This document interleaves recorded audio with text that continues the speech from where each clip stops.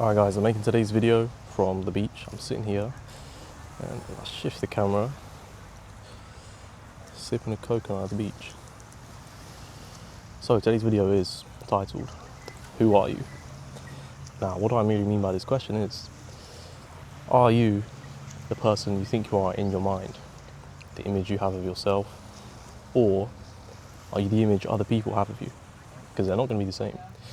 There's a voice in your head that you speak as, that you think as, and in that voice you think of yourself, who you are, the traits you are, how you're perceived, and every other person all has a different image for who you are. You also probably act differently, depending on who you're talking to. So who really are you? And the simple way to answer this is, you are the collection of things you do and believe. That's it. No one else's perception matters. That doesn't matter. The reality of who you are is the things that you do in private, things you do when no one can see, behind closed doors. Do you mess around or slack off when no one's watching? Or are you actually authentic? You keep up the habits, you do every single small thing right, even if no one's looking. That's really what decides who you are and gives you self-confidence in being who you are and who you want to be. If when no one's looking you kind of slack off, or it's okay one time to just not do this small thing, to just quickly eat this unhealthy thing even though you said you'd eat healthy, because no one's looking, then you're going to be inauthentic. You're not going to trust yourself. There's going to be, what's the word, I always forget it. Dissonance. Cognitive dissonance between yourself, who you want to be, and who you actually are.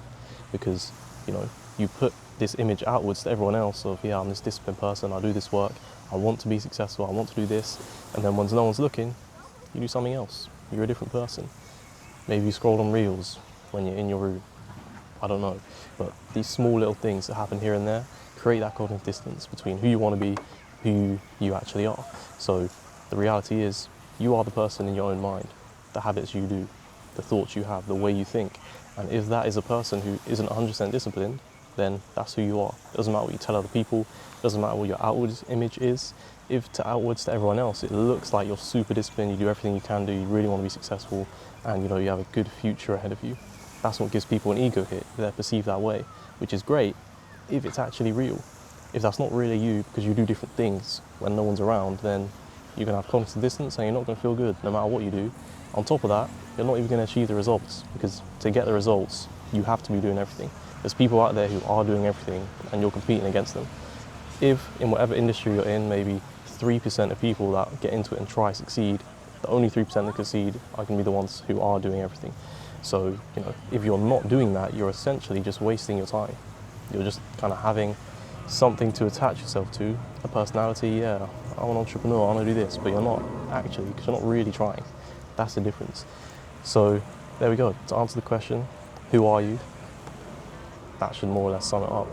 Every small thing you do, everything when no one's looking, the image of yourself you have in your own head, if you actually keep it up, that's who you are. If not, you don't know who you are and there's cognitive distance. And almost everyone around us lives in this state where they don't really know who they are, and no one can feel confident, no one can feel good. And that's unfortunately the situation most people are in nowadays. So if you want to be a successful entrepreneur, of course, you have to be in the highest frequency possible, in the best state you can possibly be in. So now that you understand all of that, it should make a lot of sense, and you know what you have to do at all times, whether people are looking, whether people aren't. You're not just saying you're an entrepreneur, doing these things for an ego hit, to look good to other people. There's an actual reality behind it that makes it so you're not wasting your time and you will gain success from it. And that is every single small thing you can possibly do and being 100% disciplined.